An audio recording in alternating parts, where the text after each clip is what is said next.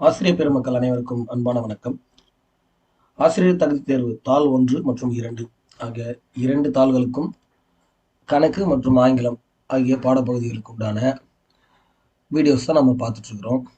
இந்த வீடியோவில் என்ன பார்க்க போறோம்னு பார்த்தீங்கன்னா, ப்ரீவியஸ் இயர் கொஷின் பேப்பர்ஸ். இது வந்து பார்த்தீங்கன்னா 18/10/2022 அக்டோபர் 18 2022 ஃபோர்நூன் காலை அந்த செஷனில் கேட்கப்பட்ட ஒரு டெட் கொஷின் பேப்பர் தான் நம்ம பார்த்துட்டு இருக்கோம். இது வந்து முந்தைய வீடியோவோட கண்டினியூஷன் தான். இதுக்கு முன்னாடி வீடியோ பார்க்கலன்னா எல்லாமே வந்து வீடியோவோட பிளேலிஸ்ட்டில் இருக்கும், செக் பண்ணி பாருங்கள். சரி, அடுத்த கொஷின் பாருங்கள். ரொம்ப சிம்பிளான கொஷின் தான். ஒரு இனிப்பு கடையில் 25 கிலோகிராம் இனிப்பின் விலை 8000 எனில் 1 கிலோ இனிப்பின் விலை ஆகுது. இது ஜஸ்ட் நம்ம கடையில் ஸ்வீட் வாங்கும்போது போடுற கால்குலேஷன் தான். இது ரொம்ப எளிமையான கணக்கு. ஸோ அப்போ 8000 அதோட விலை அப்படின்னா 25ஆல் நம்ம டிவைட் பண்ணணும் இல்லைங்களா? 25 டிவைட் பண்ணணும். அடிச்சிங்கன்னா 5ஆல் 5 25. இது வந்து 1 5 5 மீதி 3 வரும், 30னா 6 5 30. அப்புறம் இந்த 2 பூஜ்ஜியங்கள் வரும். அப்போ 1600 மறுபடியும் வந்து 5ஆல் வகுக்கிறோம். அடிச்சிங்கன்னா 3 5 15, மீதி 1 இருக்குது. 10னா 2 5 10, மீதி இந்த 0 சேர்த்திங்கன்னா 320. 320 தான் சரியான பதில். ஆனால் கவர்மெண்ட் கீழே வந்து 330 330ன்னு கொடுத்துருக்காங்க. அது எப்படின்னு தெரியல. ஸோ அடுத்து பாருங்கள், 107. இந்த கேள்விக்கும் கீ ஆன்சர் தப்பாக தான் இருக்குது. 0.4 இதோட கூடுதல் தான் கேட்குறாங்க. 0.96 புள்ளிக்கு அப்புறம் இருக்கக்கூடிய எண்களை நம்ம தனித்தனியாக தான் சொல்லணும். 96 0.545 545ன்னு உச்சரிக்கக்கூடாது. 5 4 5. ஸோ இது ஒரு கூடுதல் தான். இங்கே எதுவுமே இல்லைன்னா இந்த இடத்துல 0 கூட போட்டுக்கலாம். நம்ம எதுவும் இல்லாத இடங்களில் நம்ம பூஜ்ஜியத்தை பதிலீடு செய்து கொள்ளலாம். இப்போ இது எளிமையான கூட்டல் தான். ஸோ இப்போ அடிஷன் பண்ணிங்கன்னா 5, 10க்கு 0, உங்கள் 1 போட்டிங்கன்னா 10, ஒரு 19 வருது. அந்த 1 இந்த பக்கம் போனால் 1.905. ஆப்ஷன் ஏ தான் ரைட் ஆன்சர். ஆனால் கீழே மறுபடியும் போல் எப்பயும் போல் 106 107 இது ரெண்டுத்துக்குமே வந்து கீ ஆன்சர் தப்பாக தான் இருக்குது. ஆப்ஷன் பி கொடுத்துருக்காங்க. ஆனால் இது ரொம்ப கஷ்டமான கேள்வியெலாம் இல்லை, பார்த்தாலே தெரியுது இது ஆப்ஷன் ஏ தான் வரும். அடுத்த கேள்வி, இதுவும் ரொம்ப எளிமையான கேள்வி. ஆனால் இதுக்கப்புறம் வரக்கூடிய கொஷின்ஸ் எல்லாம் ரொம்ப ஸ்டாண்டர்டாக இருக்குது. இந்த வீடியோ வந்து ரொம்ப முக்கியமான வீடியோ. ஏன்னா இதில் நிறைய மாடல் சம்ஸ் நம்ம பார்க்க போகிறோம். எல்லாத்தையுமே வந்து கிளியராக வந்து ஃபார்முலாவோடு வச்சு எக்ஸ்பிளைன் பண்ண போகிறேன். அதனால் ப்ரீவியஸ் அடுத்தடுத்த வரக்கூடிய தகுதி தேர்வுகளுக்கு அது தாள் 1 இருக்கட்டும் 2 இருக்கட்டும், கணித வினாக்களை வந்து சால்வ் பண்ணுறதுக்கு இது ரொம்ப பயனுள்ள வகையில் இருக்கும். இங்கே பாருங்கள், 2 3 5 7 2 3 5 7 பார்த்தோன்னே நமக்கு இது பகா எண்களோட வரிசைன்னு தெரிஞ்சிருச்சு. அப்போ என்ன வரும்? அடுத்தது என்ன வரும்னா 13 தான் வரணும் இல்லைங்களா? இந்த இடத்துல 13 தான் வரணும். 17க்கு அப்புறம் என்ன வரும்? 19 தான் வரும். 19க்கு அப்புறம் என்ன வரும்? 21 வராது, 23 வரும். ஓகே, 23க்கு அப்புறம் 29. ஏன்னா 27 வந்து வராது. ஏன்னா 27 வந்து பகு எண். 29 வந்து பகா எண். 29க்கு அப்புறம் 30 வந்து பகு எண். 31 பகா எண். ஸோ இந்த வரிசை 13 19 23 31. ஆப்ஷன் சி தான் கரெக்டான ஆன்சர். பின்வரும் படத்தை உற்று நோக்கி ஏலிருந்து ஈக்கு செல்ல குறைந்த அளவு நேரத்தை எடுத்துக்கொள்ளும் வழித்தடம் எது? இதுவும் பார்த்து ஆன்சர் பண்ணக்கூடிய வகையில் தான் இருக்குது. ஏலிருந்து ஈக்கு போகணும். ஓகேவா? இங்கிருந்து நம்ம இங்கே போய் சேரணும். அப்போ குறைந்த அளவு நேரத்தை எடுத்துக்கொள்வதுன்னு இங்கே டைம் கொடுத்துட்டாங்க. ரொம்ப சிம்பிள் தான். இப்போ 12, இது ஒரு 8. ஸ்ட்ரைட்டாக நம்ம போனோம்னா ஏலேருந்து சிக்கு போயிட்டு சிலேருந்து ஈக்கு போனோம்னா 20 மணி நேரம் ஆகுது. 12 ஒரு 8 20 மணி நேரம் ஆகுது இல்லையா? ஸோ இதோட குறைவாக எங்கேயாவது வருதான்னு பாருங்கள். ஏலேருந்து பிக்கு வரும் 7 மணி நேரம். பியிலிருந்து டிக்கு போகிறோம், ஒரு 4 மணி நேரம் கூட்டினா 11 மணி நேரம். டியிலிருந்து ஈக்கு போனால் ஒரு 6 மணி நேரம். மொத்தமாக 17 மணி நேரத்தில் நம்ம போயிடணும். இதை விட ஷார்ட் ஏதாவது வருதான்னு பாருங்கள். இங்கேருந்து 7, இங்கேருந்து போனால் ஒரு 5 12, இங்கேருந்து போனால் 20 ஆகி போகுது. ஸோ நம்ம இப்படி சுற்றிட்டு போனாலும் அதிகமாக தான் ஆகும். ஆகியனால வந்து 17ங்கிறது தான் கரெக்டான ஆன்சராக இருக்கும். ஏன்னா 7லேருந்து 5 5லேருந்து 6. ஓகேவா? அப்போ ஏலேருந்து பி, பியிலிருந்து டி, டியிலிருந்து இ எங்கே இருக்குது?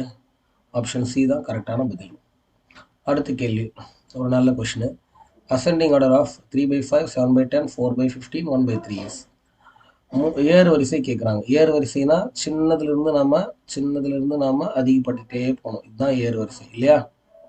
ஓகே, அப்போது இதில் எல்லாத்தோட சின்னது எதுன்னு நம்ம கண்டுபிடிக்கணும். நீங்கள் முடியாது. ஏன் சொல்ல முடியாதுன்னா, இதோட பகுதிகளை பார்க்கணும். டினாமினேட்டர்ஸ் நம்ம பார்க்கும்போது 5, 10, 15, 3ன்னு இருக்கு. பகுதிகள் ஒரே அளவாக இருந்தால் தான் நம்ம வந்து எளிமையாக உடனே வந்து எது பெரியது சிறியதுன்னு கண்டுபிடிக்க முடியும். பகுதிகள் வெவ்வேறாக இருக்கும்போது நம்ம எல்லாத்துக்கும் ஒரே ஒரு பகுதியாக கொண்டு வரணும். அதுக்கு நம்ம மீசிமா எடுக்கணும். மீசிமா எதுக்கு எடுக்கணும்னா பகுதிகளுக்கு எடுக்கணும். அதாவது 5, 10, 15, 3. பாருங்க, இப்போ 5, 10, 15, 3 இதுல வந்து வரிசையாக எழுதிக்கிட்டேன். இதில் வந்து நம்ம வந்து மீசிமா எடுக்கிறோம். மீசிமா எடுக்கிறதுக்கான வழிமுறை உங்களுக்கு தெரியும். இதோட காமன் டிவைசர் எடுக்கிறோம். இதில் எல்லாத்துலேயும் காமன் டிவைசர் வந்து 3 தான் இருக்குது. ஸோ 3 1 3. 5க்கு எதுவுமே இல்லை. அப்போ 5 அப்படியே வச்சுக்கலாம். 3 இதோ 10க்கும் எதுவும் இல்லை, அப்படியே வச்சுக்கலாம். 15க்கு மட்டும் இருக்குது. இங்கே பார்த்தீங்கன்னா 3 5 15 நம்மளால் போட முடியும்.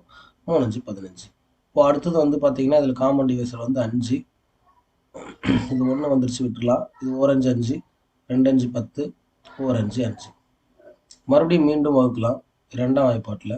1 1 2 2 1. ஓகேவா? எல்லாம் 1 வர வரைக்கும் வகுத்தாச்சு. அப்போ நம்ம காரணிகளை தூக்கி எழுதிக்கிட்டோம்னா அதுதான் மீசிமா. எல்சிஎம்னு சொல்லக்கூடியது 3 பெருக்கல் 5 பெருக்கல் 2. அப்போ என்ன வரும்? 30 இல்லைங்களா? 3 15 15 2 30. இப்போ இதோட 3/5 எடுத்து எழுதிக்கிட்டேன், 7/10 எடுத்து எழுதிக்கிட்டேன், 4/15. இந்த தனித்தனியான பின்னங்களை 30 பகுதியாக கொண்ட இதான் மீசிமா தான் 30. 30 பகுதியாக கொண்ட பின்னமாக நம்ம மாற்றணும்.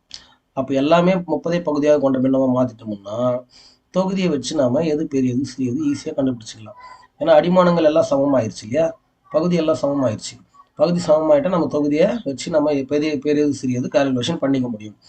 ஓகே, இது இப்போ எப்படி பண்ணலான்னு பார்த்தீங்கன்னா 5 30 ஆயிருக்குன்னா எதால பெருக்கி இருக்கிறோம்? 6ஆல பெருக்கி இருக்கிறோம். அப்போ மேலேயும் 6ஆல தான் பெருக்கணும். அப்போ 3 6 18. இங்க பாருங்க, 10 வந்து 30ஆ மாற்றிருக்கிறோம். அப்போ இங்கே 3ஆல பெருக்கி இருக்கிறோம். ஸோ மேலேயும் 3ஆல பெருக்குனீங்கன்னா 21. கீழே வந்து 15 30 ஆயிருக்கு, 2ஆல பெருக்கி இருக்கிறோம். மேலேயும் 2ஆல பெருக்குனா 8. கீழே பாருங்க 3 வந்து 30 ஆயிருக்கு. அப்போ 10ஆல பெருக்கி இருக்கிறோம். மேலேயும் 10ஆல பெருக்குனீங்கன்னா விடை வந்து 10. இப்போ இதை வச்சு பெரியது சிறியது ஈஸியாக கண்டுபிடிச்சிடலாம். 18/30, 21/30, 8/30, 10/30. இதில் எல்லாத்தோட சிறியது எதுன்னு பார்த்தீங்கன்னா 4/15. அப்போ அதுதான் ஃபர்ஸ்ட்ல வரணும். அதை விட கொஞ்சம் பெரியது எதுன்னு பார்த்தீங்கன்னா 10/30, அதாவது 1/3. இதுதான் 1/3, ரெண்டாவது வரணும். ஓகேவா? ஆன்சர்ல இருக்கு பாருங்க. அடுத்தது 8 10க்கு அப்புறம் என்ன வரணும்? 18. 3/5 இதோ இருக்கு பாருங்க. கடைசியாக 7/10. இந்த வரிசை வந்து ஆப்ஷன் ஏல தான் இருக்கு. ஸோ அப்போ ஏ தான் வந்து சரியான பதில்.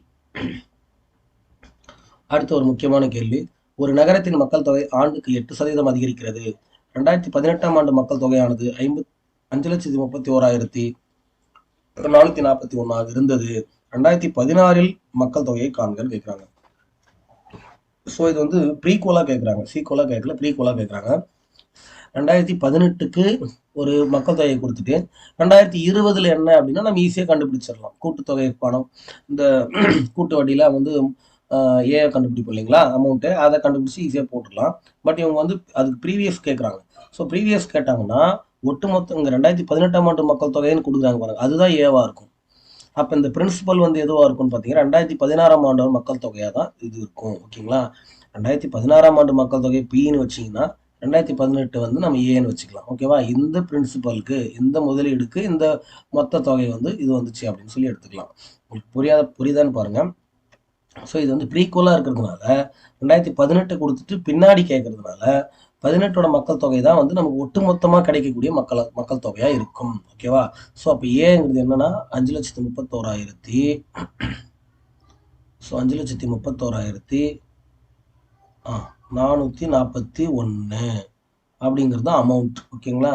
ஸோ பி வந்து நமக்கு தெரியாது. இதுதான் 2016ஆம் ஆண்டோட மக்கள் தொகை. இதுக்கு தான் நமக்கு மொத்த வளர்ச்சி வந்து இந்த அளவுக்கு வந்திருக்கு. அப்போ ஏற்கனவே இருக்கிற 1 + ஆரோட விகிதம் என்னன்னு பாருங்க, 8% வளர்ச்சி. ஓகேங்களா? பை 100. அப்போ எத்தனை ஆண்டுகள்? என்னங்கிறது ஆண்டுகள் இல்லையா, நம்பர் ஆஃப் இயர்ஸ். 2016 இப்போ 2016ன்னு போட்டோம்னா எத்தனை வருஷம்? 18க்கு 2 வருடங்கள். அப்போ மேலே வந்து என்னோட மதிப்பு வந்து 2. ஸோ இந்த சீக்வன்ஸ் மட்டும் நீங்கள் தனியாக சிம்பிளிஃபை பண்ணிக்கலாம். 1 + 8/100 இருக்கு இல்லையா, இதை நீங்கள் வந்து சுருக்குனா என்ன வரும்னு பார்த்தீங்கன்னா இது வந்து இது அடியில் வந்து 1 இருக்கிறதா அர்த்தம்.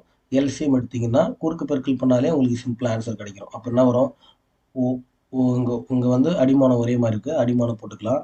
பகுதி வந்து 100ன்னு போட்டுக்கிட்டு இது இப்படி கிராஸ் மல்டிப்ளிகேஷன் பண்ணணும்.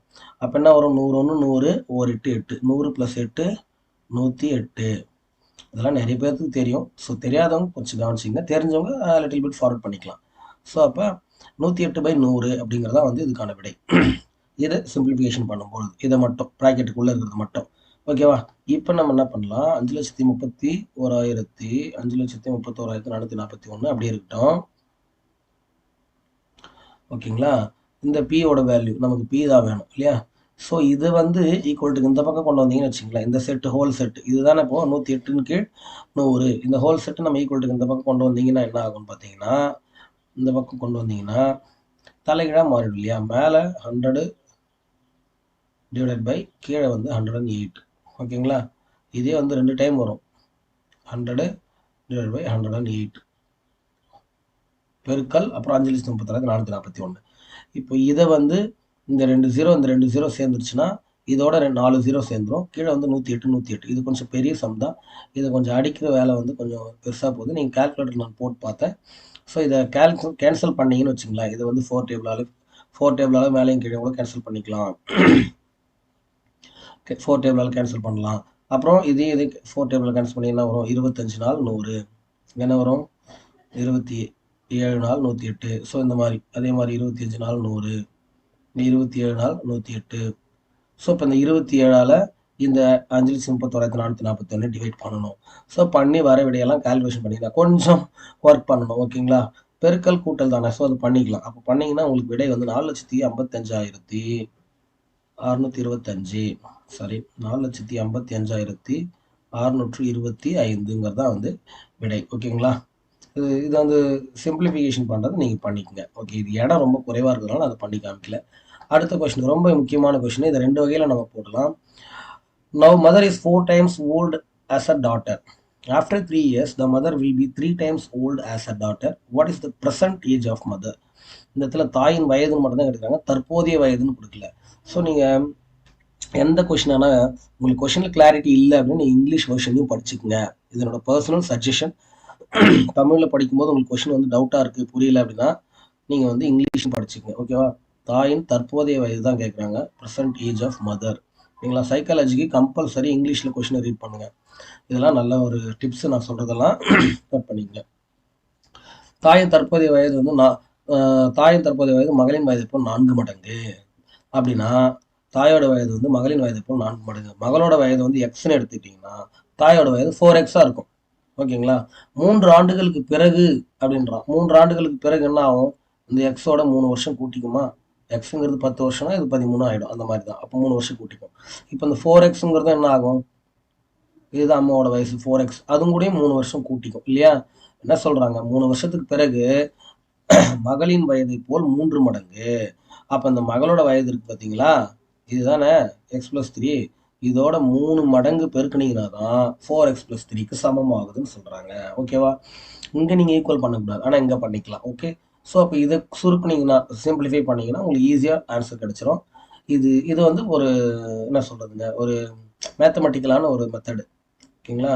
கணிதபூர்வமான ஒரு அணுகுமுறை. நம்ம ஈஸியாக ட்ரையல் அண்ட் எரர் மெத்தடில் எப்படி ஆன்சர்லேருந்து ஆப்ஷன்ஸ் வந்து எப்படி ஆன்சர் கொண்டு வரதுன்னு நான் சொல்கிறேன் பாருங்கள். முதல்ல இது முடிச்சிடலாம். 3x 3 3s are 9. ஓகேவா? ஃபார்முலா எப்படி போகிறதுன்னு பார்த்துங்க. இங்கே 4x + 3 அப்படியே இருக்குது, அது இருக்கட்டும், ஒன்றும் பண்ண வேண்டாம். இப்போ இந்த 3x இந்த பக்கம் கொண்டு வந்தீங்க, 4xலும் 3x போனால் வெறும் x மட்டும் இருக்கும். இந்த 9 இந்த பக்கம் கொண்டு வந்தீங்க, +9 ஆகிடும், இங்கே -9 ஆகிடும் இல்லையா? -9 + 3 என்ன வரும் உங்களுக்கு, -6 தான் ஆன்சர். ஓகே, இப்போது x - 6ன்றது தான் வந்து நமக்கு கிடைச்ச இது. x - 6 = 0ன்னு வருது. அப்போ எக்ஸோட வேல்யூ என்ன வருது, 6ன்னு வருது. எக்ஸோட வேல்யூ 6னா நம்ம கேட்குறது வந்து ப்ரெசன்ட் ஏஜ் ஆஃப் மதர், அதாவது குழந்தையின் வயதை விட 4 மடங்குன்றாங்க. அப்போ 4xன்றது தான் வந்து அம்மாவோட வயசு. 4x எவ்வளோ ஆச்சு, 24. ஓகேங்களா? ஈஸியாக நமக்கு ஆன்சர் கிடச்சிருச்சு. ஓகே, இங்கே பாருங்கள், இது இன்னொரு முறையில் எப்படி போடலான்னு பாருங்களேன். சரி, ஓகே, இதெல்லாம் வேண்டாம், இந்த மாதிரிலாம் எனக்கு போட வராது அப்படிங்கிறவங்க நீங்கள் சிம்பிளாக நீங்கள் இங்கே பாருங்கள், ஃபஸ்ட்டு தற்போது தற்போது வயது தான் தாய்க்கும் கேட்குறான், தற்போது வயது தான் இங்கே கொடுத்தும் இருக்கிறாங்க. தற்போது வயது வந்து மகளின் வயதை போல் 4 மடங்கு. அப்போ 4ஆல் வகுப்படக்கூடிய எண்கள் தான் இங்கே விடையாக வரும். 24 வகுப்படும், 36 வகுப்படும், 28 வகுப்படும். ஆனால் இந்த 30 வகுப்படாது. இதில் ஒன்று கேன்சல் ஆயிடுச்சா? ஓகே. இப்போ இப்போ அடுத்து பாருங்க, அடுத்த கண்டிஷன் ஃபாலோ பண்ணுதான்னு பாருங்க. 3 ஆண்டுகளுக்கு பிறகு தாயின் வயது மகளின் வயதை போல் 3 மடங்குன்றான். அப்போ 3 ஆண்டுகளுக்கு பிறகுனா இது தற்போதைய வயது வந்து என்ன ஆயிடும்? 3 ஆண்டுகளுக்கு பிறகுனா இதோட 3 கூட்டுங்களேன், 27. இதோட 3 கூட்டுங்களேன், 39. இதோட 3 கூட்டுங்களேன், 31. இப்படிதான் ஆகும். சரிங்க. அப்படி ஆகும்போது 3 மடங்குன்றான். அப்ப மகளின் வயதை போல 3 மடங்கு இருக்கணும். இது 3 மடங்கான்னு பார்த்தா வரும். இது வந்து 3ஆல் வகுப்படும். அப்ப 3 மடங்குன்னு சொன்னா ஒத்துக்கலாம். ஒரு மடங்கு வந்து 9, 2 9, 18, 3, 27. ஏதோ வந்து 3 மடங்குன்னு சொன்னாலும் ஒத்துக்கலாம். 13, 13, 13, 26, அப்புறம் 39. இதுவும் 3 மடங்கு. ஆனா இதை வந்து 3ஆல் வகுப்படுமா? வகுப்படாது. அப்ப 3 வருஷத்துக்கு அப்புறம் 3 மடங்குங்கிறதுல இந்த ஸ்டேட்மெண்ட்டை பொறுத்த வரைக்கும், கண்டிஷனை பொறுத்த வரைக்கும் ஆப்ஷன் டியும் அடிஞ்சிருச்சு. இப்போ மீதி இருக்கிறது நமக்கு ஒன்னே ஒண்ணுதான். என்னன்னு பார்த்தீங்கன்னா 36 24. இவங்க சொல்ற கண்டிஷன் பாருங்க. இப்போ இவங்க சொல்ற கண்டிஷன் படி 27ன்னு எடுத்துக்கிட்டோம்னா குழந்தைக்கு, சாரி தாய்க்கு 27 எடுத்துக்கிட்டோம்னா அவங்க குழந்தைக்கு வந்து 9. ஓகேவா? 3 வருஷம் கழிச்சு. அப்போ 3 மடங்கு. தற்போதைய வயது என்ன வரும்? இவங்களுக்கு குழந்தைக்கு 6 வயசு வரும், இவங்களுக்கு வந்து 24 வயசு வரும். பெருக்கி பாருங்க, 6 நாள் 24, 4 மடங்கு. அப்போ 2 கண்டிஷனையும் ஃபாலோ பண்றது இது மட்டும்தான். இது வராது. ஏன்னா 3 வருஷத்துக்கு முன்னாடி 36னா இதை வந்து 4 9. இப்போ வந்து குழந்தைக்கு வந்து 9 வயசு, அவங்க தாய்க்கு 4 மடங்கு 36 வயசு. 3 வருஷம் கழிச்சு அவங்க குழந்தைக்கு 12 வயசு, இந்த அம்மாவுக்கு 39 வயசு. இப்போ இது 3 மடங்கான்னு கேட்டிங்கன்னா இல்லை. இதுதான் ட்ரையல் அண்ட் எரர் மெத்தட். இப்படி கூட நீங்கள் போட்டு சால்வ் பண்ணி கண்டுபிடிச்சிடலாம். அப்படி எப்படி போட்டாலும் 27 தான் கரெக்டாக, 24 தான் தற்போதைய வயதில் கரெக்டாக வருது. புரியுதா? ஒன்று நீங்கள் ஃபார்முலா படி இந்த மாதிரி போட்டுக்கலாம். இல்லை நான் ட்ரையல் அண்ட் எரர் மெத்தடில் போடுறதுனால நீங்கள் வந்து எடுத்து சிம்பிளிஃபிகேஷன் அப்ளை பண்ணி செக் பண்ணி பார்க்கலாம். 2 மெத்தடுமே நான் சொல்லியிருக்கிறேன். 113வது கேள்வி பாருங்க. ஒரு இணைகரத்தின் உயரம் 15 சென்டிமீட்டர், அதன் அடிப்பக்கமானது உயரத்தினை போல் 3 மடங்கு எனில் இணைகரத்தின் பரப்பளவு யாது? நான் ஆல்ரெடி வந்து இணைகரத்துக்கு வந்து நான் நிறைய டைம் சொல்லியிருக்கிறேன். இணைகரத்தோட உயரம்னா இதுதான், இதுதான் ஹெச், இது வந்து பி. பரப்பளவுன்னு கேட்டாலே A equal to B into H, அவ்வளோதான். பிஹெச் சதுர அலகுகள். ஓகேங்களா? Square units.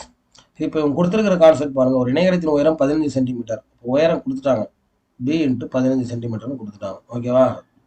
அதன் அடிப்பக்கமானது உயரத்தினை போல் 3 மடங்கு. இந்த உயரத்தை போல் இது 3 மடங்குன்றான்.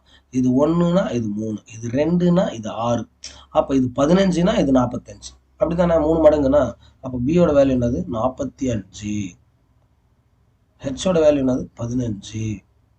இப்போ இது ரெண்டுத்தையும் பெருக்குனீங்கன்னா 675 ஸ்கொயர் யூனிட்ஸ். ஓகேங்களா? எங்க இருக்கு? ஸ்கொயர் சென்டிமீட்டர் தான் இருக்குதாங்க. 114வது கேள்வி. ஏ ஆனது வட்டத்தின் பரப்பை குறிக்கிறது. அப்போ ஏன்றது என்னன்னா வட்டத்தின் பரப்பை குறிக்கிறது. மேலும் ஆர் ஆனது வட்டத்தின் ஆரத்தையும் சி ஆனது வட்டத்தின் சுற்றளவையும் குறித்தால் பின்வருவனவற்றுள் எது சரி? உங்க ஸ்டேட்மெண்ட்ஸ் கொடுத்துருக்காங்க. இதுல எது கரெக்டா வரும்னு கேட்குறாங்க. நமக்கு புரியுற மாதிரி தான் இருக்கு. ஏ ஆனது வட்டத்தின் பரப்பும், பரப்புக்கான ஃபார்முலா என்ன நமக்கு தெரியும், பை ஆர் ஸ்கொயர் இல்லைங்களா? ஓகே. ஆர் ஆனது வட்டத்தின் ஆரத்தையும், ஆறுங்கிறது வட்டத்தின் ஆரம் எப்பயும் போல. ஓகே. சி ஆனது வட்டத்தின் சுற்றளவையும் குறித்தால், இப்போ சிங்கிறது என்னது? சுற்றளவு. வட்டத்தின் சுற்றளவுக்கான ஃபார்முலா என்னன்னு பார்த்தீங்கன்னா 2πr. ஓகே. இங்க இருக்கிற ஆப்ஷனுக்கு ஃபிக்ஸ் பண்ணி பாருங்க. ஃபர்ஸ்ட் ஆப்ஷனே ஆன்சரா வந்துருது. நீங்க ட்ரை பண்ணி பாருங்க. R into C. ஆர் எங்க இருக்கு? ஆர்னா ஆரமா? ஆரம் into C.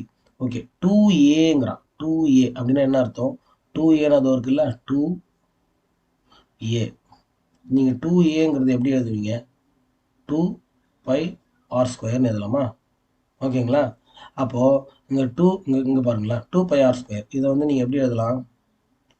2πr into R இப்படி எழுதலாமா? சரி. 2πrங்கிறது என்ன? சி. ஆர் நம்ம எப்படி எழுதலாம்? Capital R. அப்போ 2a equal to C into R. எங்க இருக்கு? 2a equal to C into R, R into C. எதுனா ஒண்ணுதான். நீங்கள் எப்படி பார்த்தீங்கன்னாலும் ஆன்சர் ரொம்ப ஈஸியாக தான் வருது, ஒன்றும் பிரச்சனை இல்லை. இதுக்கெல்லாம் ரொம்பலாம் கஷ்டமான கொஷின் இல்லை, ரொம்ப எளிமையான கேள்வி தான். வேறு மெத்தட் கூட இருக்குது. இதை வந்து நான் ஆக்சுவலி வந்து நான் பார்த்தோன்னே வேறு மெத்தடில் போட்டேன், இப்போ வேறு மெத்தடில் போட்டேன். எப்படி போட்டாலும் ஆன்சர் ரொம்ப ஈஸியாக வந்துடுது. ஓகே, நீங்கள் கம்பேர் பண்ண வேண்டியது வட்டத்தின் பரப்பளவையும் சுற்றளவையும் தான். ஓகேங்களா? ஓகே, ஒரு உருளையின் ஆரம் அதன் உயரத்தில் 5ல் 1 பங்கு எனில் அதன் மொத்த பரப்பு என்ன? ஸோ இந்த இந்த இந்த வினாத்தாளில் கேட்டிருக்கிற வினாக்கள் எல்லாமே ரொம்ப முக்கியமான வினாக்களாக தெரியுது எனக்கு. ஸோ இதெல்லாம் நீங்கள் ப்ராக்டிஸ் பண்ணிங்கன்னா அது வந்து ஆசிரியர் தகுதி தேர்வாக இருக்கட்டும், ஆசிரியர் சிறப்பு தகுதி தேர்வாக இருக்கட்டும், எதாக இருந்தாலும் நீங்கள் ஈஸியாக பாஸ் பண்ணிடலாம். ஓகே, கவனிங்க. ஒரு உருளையின் ஆரம் அதன் உயரத்தில் 5ல் 1 பங்கு எனில், உருளையின் ஆரம் வந்து ஆறுன்னு சொல்லுவோம் இல்லையா? ஓகே, அதன் 5ல் 1 பங்கு, அதன் உயரத்தில் 5ல் 1 பங்கு, ஹைட்னா இது h இல்லைங்களா? இதில் 5ல் 1 பங்கு தான் ஆறுன்னு சொல்கிறாங்க. ஓகே, மொத்த பரப்பு கேட்குறாங்க. மொத்த பரப்புனாலே உங்களுக்கு தெரியும், உருளையின் மொத்த பரப்புக்கான ஃபார்முலாலாம் இல்லைங்க. எந்த ஒரு வடிவத்துக்கும் ஃபார்முலாலாம் இல்லை, டோட்டல் சர்ஃபேஸ். ஓகே, பாருங்க, மொத்த பரப்புனா இந்த வலைப்பரப்பும் மேலே இருக்கக்கூடிய இந்த ஏரியாவும் கீழே இருக்கக்கூடிய இந்த ஏரியாவும் வட்டத்தின் பரப்பும் இதெல்லாம் சேர்ந்தாதானே வட்டத்தின் மொத்த பரப்புன்னு வரும். வட்டத்தின் பரப்பளவு 2 வட்டத்தின் பரப்பளவு ஒரு உருளையின் இந்த புறப்பரப்பு, இது எல்லாத்தையும் கொண்டாதான் மொத்த பரப்புன்னு வரும். சரி, மேலே இருக்க வட்டத்தின் பரப்பளவு, கீழே இருக்க வட்டத்தின் பரப்பளவு, அது அப்புறமா கூட்டிக்கலாம். முதல்ல அந்த உருளைக்குன்னு வலைப்பரப்புக்கான ஃபார்முலா பாருங்க. இது நான் ஃபார்முலாஸ் எப்படி வருதுன்னு கூட எக்ஸ்பிளைன் பண்ண முடியும் என்னால். ஸோ உங்களுக்கு கன்ஃபியூஷன் ஆகிடக்கூடாது, நான் நேரடியாக ஃபார்முலாவே போட்டுறேன் பாருங்க. முதல்ல உருளையின் வலைப்பரப்புக்கான ஃபார்முலான்னு பார்த்தீங்கன்னா 2πRHன்னு சொல்லுவோம். 2πRHன்னு சொல்லுவோம். ஓகேவா?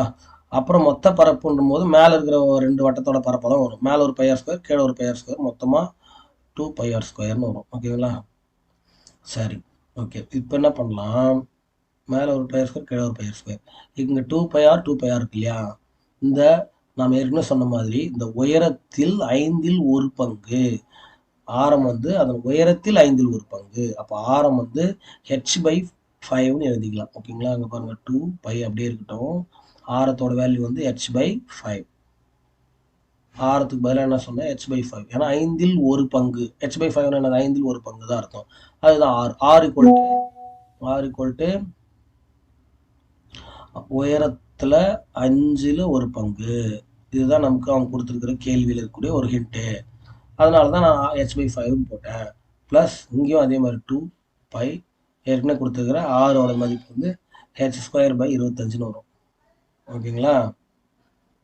ஓகே, இப்போ பாருங்க, அடுத்து இங்கேயும் 2π இருக்குது, இங்கேயும் 2π இருக்குது. காமனாக 2π வெளியே எடுத்துடலாம்.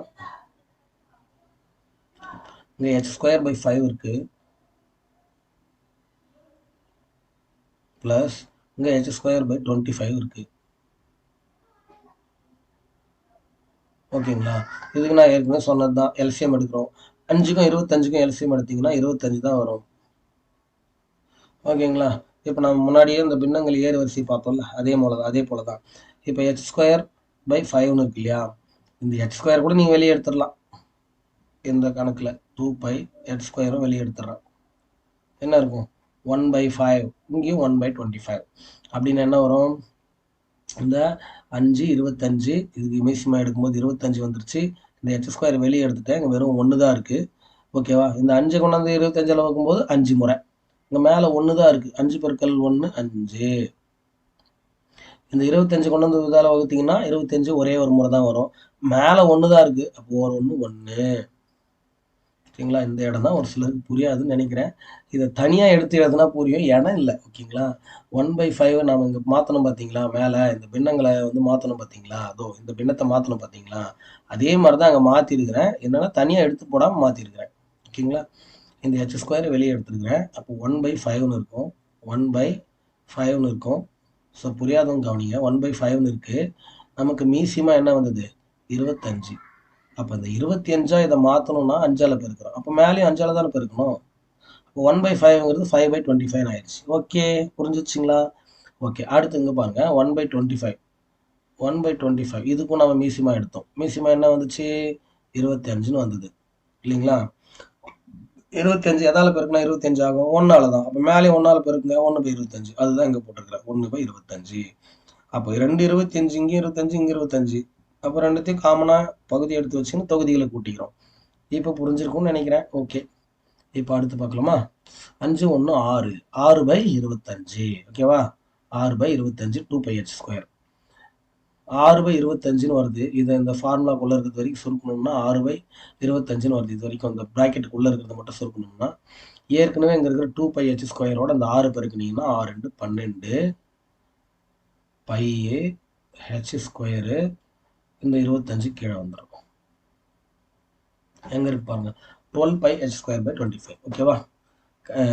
இதுக்கப்புறமும் புரியல அப்படின்னா நீங்க கமெண்ட் பண்ணுங்க. நம்ம அடுத்த வீடியோவில் கூட இந்த சம்ம மட்டும் எக்ஸ்பிளைன் பண்ணலாம் தனியா. கிளியரா சொல்லியிருக்கேன், புரியாம இருக்க வாய்ப்பு இல்லை. சித்தார்த் 3 கிரிக்கெட் பந்துகளை ஒரு விளையாட்டு பொருட்கள் விற்கும் கடையில் வாங்க விரும்புகிறான். ஒரு பெட்டியில் 12 பந்துகள் இருக்கின்றன. அந்த பந்துகளின் விலை 240 ரூபாய். 12 பந்துகளின் விலை 240 ரூபாய்னா ஒரு பந்தோட விலை 20 ரூபாய். நம்ம பார்க்கும்போதே தெரியுது 12 2 24ன்றதுனால. அப்போ 3 பந்தோட விலை 60 ரூபாய். அப்ப இது எவ்வளவு ஈஸியான கேள்வி பாருங்க. முடிஞ்சிடுச்சு கொஸ்டின். அடுத்து 5/14. இதை வந்து நாம சுருக்கிறோம், இல்லை வேல்யூஸ் கண்டுபிடிக்கிறோம். ஓகேங்களா? 5/14 பெருக்கல் 7/4 மைனஸ் 4/7. இங்க பாருங்க, இது ஒரு பின்னம், இது ஒரு பின்னம். பின்னத்தை பின்னத்தால வகுக்கும் போது இரண்டாவதாக வரக்கூடிய வகுபடும் பின்னத்தை பெருக்கலில் எழுதி தலைகீழாக எழுதி கொள்ளலாம். ஓகேங்களா? பின்னத்துக்கு கீழே ஒரு பின்னம் வந்துச்சு அப்படின்னா கீழே ரெண்டாவது வர பின்னத்தை தலைகீழ எழுதிக்கலாம். ஓகேவா? பெருக்கணும், ஆனா வகுத்தலை மாத்தி பெருக்கலாம் போட்டுக்கலாம். இதுதான் வந்து ரூலு. ஸோ அப்போ 3 2 6 2 2 4. இங்க பாருங்க, அடுத்த ஸ்டெப்பு. இது கூட்டல்ல இல்லை மீசிமா எடுக்கிறதுக்கு, கழித்தல் இல்லை மீசிமா எடுக்கிறதுக்கு, பெருக்கல் இருக்கு. அப்போ நம்ம என்ன பண்ணலாம்? அப்படியே பெருக்கலாம். பகுதியோடையும் தொகுதியோடையும் பெருக்கி எழுதிக்கலாம். 5 7 35 கீழே 14 4 56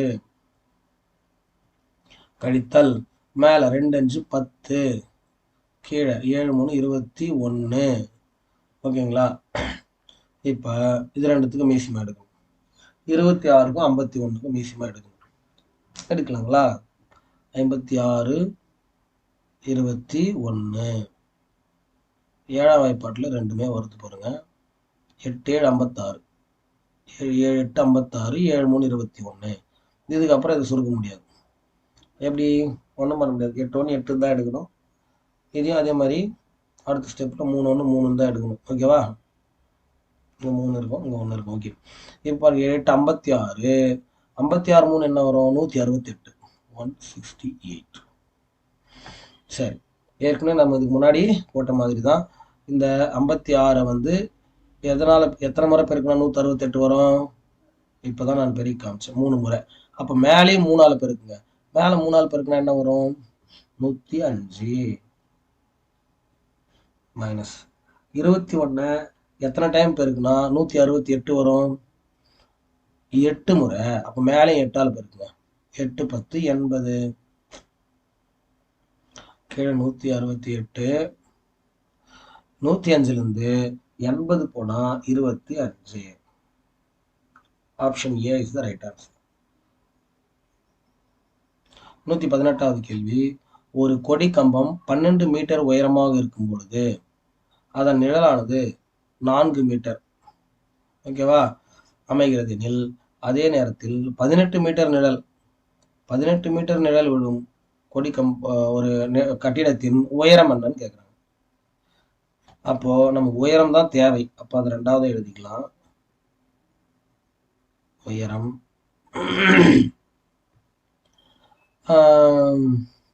கட்டிடத்தின் உயரம். இது நிழலின் உயரமா? ஓகே, ஃபர்ஸ்ட் வந்து நிழலின் உயரம், இது ரெண்டாவது கட்டிடத்தின் உயரம். நிழலின் உயரம் எவ்வளவா இருக்கு? 4 மீட்டரா இருக்கு. அப்போ கட்டிடத்தின் உயரம் 12 மீட்டரா இருக்கு. அதுக்கப்புறம் நிழலின் உயரம் வந்து 18 மீட்டரா இருக்கு. அப்போ கட்டிடத்தின் உயரம் என்ன? தெரியாது, நம்ம எக்ஸ் வச்சுக்கலாம். இதுதான் கேள்வி. நம்ம நேர்மாறல் எதிர்மாறல் டைரக்ட் வேரியேஷன் இன்வெர்ஸ் வேரியேஷன்ற இதில் பார்க்கலாம். நிழல் வந்து உயரம் அதிகமாகுது. அப்போ அம்புக்குறி இப்படி போடலாமா? அப்போ கட்டிடத்தின் உயரமும் அதிகமாக தான் இருந்தாகணும். அதிகமாக இருந்தால் தான் இது அதிகமாகும். ரெண்டுமே நேர்மாறலாக வர்றதுனால நம்ம குறுக்கு பெருக்கல் பண்ணி தான் நம்ம அடிக்கணும். எதிர்மாறலாக இருந்தால் எதிரெதிராக இருந்தால் அப்படியே அடிச்சுக்கலாம். நேர்மாறலாக இருந்தால் குறுக்கு பெருக்கல் பெருக்கி தான் அடிக்கணும். ஓகேவா? இது நம்ம புரிஞ்சுக்கங்க நீங்கள். ஓகே, சரி. குறுக்கு பெருக்கல் பண்ணும்போது என்ன வரும்? 4 × x இப்படி, இதை இப்படி பெருக்கணும். அப்போ என்ன வரும்? 4 × x 4xன்னு வரும். தட் இஸ் ஈக்குவல் டு 18 × 12 18 பெருக்கல் 12. நீங்கள் எக்ஸ் மட்டும் வேணும்னா இந்த 18 பெருக்கல் 12 அங்கேயே தான் இருக்கும். இந்த 4 மட்டும் ஈக்குவல் டு இந்த பக்கம் கொண்டு வந்துடலாம். 1 4 4 3 12 18 54 54 மீட்டர். ஓகேங்களா? எக்ஸோட மதிப்பு 54 மீட்டர். புரிஞ்சிருச்சா? 119வது கேள்வி. இது ரொம்ப ரொம்ப ரொம்ப முக்கியமான கேள்வி. ஸ்ட்ராபெரி 16 ஸ்ட்ராபெரி பெட்டிகளின் அடக்க விலையானது காஸ்ட் பிரைஸ் 20 ஸ்ட்ராபெரி பெட்டிகளின் விற்பனை விலைக்கு, அதாவது செல் பிரைஸா என்ன சொல்லுவோம், செல்லிங் பிரைஸ் சமம் எனில் லாபம் அல்லது நஷ்ட சதவீதம். முதல்ல லாபமும் நஷ்டமானு கண்டுபிடிங்க. 16 பெட்டிகளின் அடக்க விலையானது 16 பெட்டிகளின் அடக்க விலையானது 20 பெட்டிகளின் விற்பனை விலைக்கு சமம். நீங்க இப்படி கூட புரிஞ்சுக்கலாம். 16 பெட்டிகளை வந்து நீங்க 160 ரூபாய் கொடுத்து வாங்குறீங்கன்னு வச்சுக்கலாம். எப்படி? 16 பெட்டிகளை வந்து 10 ரூபாய் ரேஞ்சுக்கு 160 ரூபாய் கொடுத்து வாங்குறீங்க. நீங்க விற்கும்போது 20 பெட்டியை வித்து தான் அந்த 160 ரூபாய் வருது உங்களுக்கு. ஆக்சுவலி 200 ரூபாய் வரணும். 20 பெட்டிகளை விற்கும்போது 160 ரூபாய் தான் வருதுன்னா உங்களுக்கு லாபமா நஷ்டமா? நஷ்டம்ங்கிறது இந்த ஸ்டேட்மெண்ட் வந்து தெளிவா தெரியுதா? ஓகே, நஷ்டம் எத்தனை சதவீதம்னு பார்க்குறோம். இப்போ 16 ஸ்ட்ராபெரி பெட்டிகளை வாங்கி 20 ஸ்ட்ராபெரி பெட்டிகளை வித்தாதான் உங்களுக்கு அதை ஈக்குவலே பண்ண முடியுதுன்னும் போது நமக்கு நஷ்டமாகிறது 4 ஸ்ட்ராபெரி பெட்டிகள் எக்ஸ்ட்ரா போகுது. 4 ஸ்ட்ராபெரி பெட்டிகள் எக்ஸ்ட்ரா வேஸ்ட் ஆகுது. ஓகேவா? அப்ப எவ்வளோ வித்தா 4 நஷ்டம்? 16 வித்தா 4 நஷ்டமா? 20 வித்தா 4 நஷ்டமா? 20 வித்தா 4 நஷ்டம். 20க்கு 4 தான் நஷ்டம். அதை சதவீதமா மாத்தணும். 20க்கு 4னா நீங்க 100ஆல பெருக்கிங்க. 1 20 20 5 20 100 4 5 20. இது நஷ்டம்ங்கிறதுனால நஷ்ட சதவீதம் 20%. கடைசி கேள்வி. ஏ என்பவர் பி என்பவரை காட்டிலும் ஏ இவர் பி எடுத்துக்கலாமா? ஏ என்பவர் பி என்பவரை காட்டிலும் வேலை செய்வதில் 3 மடங்கு வேகமானவர். அப்ப வேலை செய்வதில் 3 மடங்கு வேகமானவர்னா 3 மடங்கு திறமையானவர் அர்த்தம். பி என்பவரை காட்டிலும்ன்றான். அதை யாரை காட்டிலும்ன்றானோ அவங்களதான் வந்து நம்ம ஃபிக்ஸ் பண்ணிக்கணும் 100%ன்னு சொல்லி. கம்பேர் யாரை பண்றோம்? பிஏ கம்பேர் பண்றோம். அப்ப பி 100%னா இவர் 300%. அப்படிதான் நீங்க எழுதணும் திறமையில. ஓகே, திறமையில பி ஆனவர் ஒரு வேலையை 24 நாட்களில் முடிப்பார். அப்போ பி ஆனவர் வந்து ஒரு வேலையை வந்து 24 நாள்ல முடிக்கிறாராம். ஓகேவா? ஒரு வேலையை வந்து 24 நாள்ல முடிச்சா ஒரு நாள்ல 1/24 பங்கு வேலையை முடிப்பார். ஒரே நாள்ல 1/24 பங்கு ஒரு நாள்ல பி. இப்ப ஏ ஆனவர் வந்து 3 மடங்கு திறமையானவர் இல்லையா? அப்ப 24 நாள்ல முடிப்பாரா? எத்தனை நாள்ல முடிப்பார்? ஈஸியா நமக்கு அடிக்கிற அளவு தான் கொடுத்துருக்காங்க. நம்ம பார்த்தாலே சொல்லிடலாம் 8 நாள்ல முடிச்சிருவார். ஏன்னா 3 மடங்கு திறமையானவர் இல்லையா?